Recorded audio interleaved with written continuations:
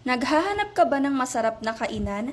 Yung tipong busog na busog ka paglabas? Nako, mananawa ka na lang sa sobrang daming pagkain dito.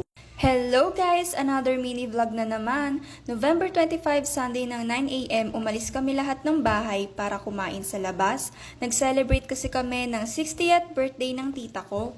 Medyo traffic nga nung pumunta kami, pero buti umabot naman kami sa oras. Andito nga pala kami ngayon sa SM Purview. Dito kasi nagpa-reserve si kuya ng buffet restaurant. Sobrang dami nga ng tao dito, siguro dahil weekend ngayon. Welcome to Sam Bokojin. Isa siyang Japanese buffet restaurant dito sa SM Fairview. Na-overwhelm nga ako sa sobrang daming pagkain dito. Meron silang Filipino food, Japanese food, Korean food, desserts at marami pang iba. Dahil nga buffet restaurant ito, ikaw mismo ang kukuha ng pagkain na gusto mo. Grabe, malulula ka talaga sa dami ng foods dito. Lahat na ata ng klase ng pagkain ay nandito na. Perfect mag-celebrate dito lalo na kapag may occasion, siguradong hindi kayo mabibitin. Kaya kung may bala kayong pumunta dito, i-ready nyo na mga tiyan nyo. Pas muna talaga sa diet kapag napunta kayo sa restaurant na to. Sulit na sulit talaga ang bayad nyo dahil sa unli buffet nila.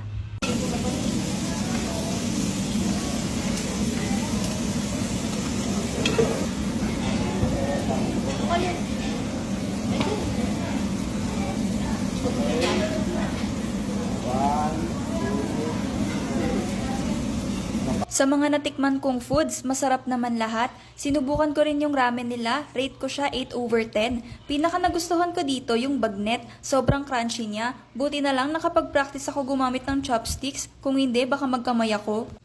After namin kumain, naglakad-lakad muna kami sa loob ng mall. Pumasok din sila kuya sa isang store para bumili ng food para sa mga aso na naiwan sa bahay. Ang cute nga kasi pwede ka mag-shopping doon kasama yung mga alagang aso nyo. Pwede nyo rin sila ipag-room doon. Marami pa nangyari sa araw na to, pero di ko na na-videohan kasi masyado ko ata na-enjoy. Yun lang, salamat sa oras nyo.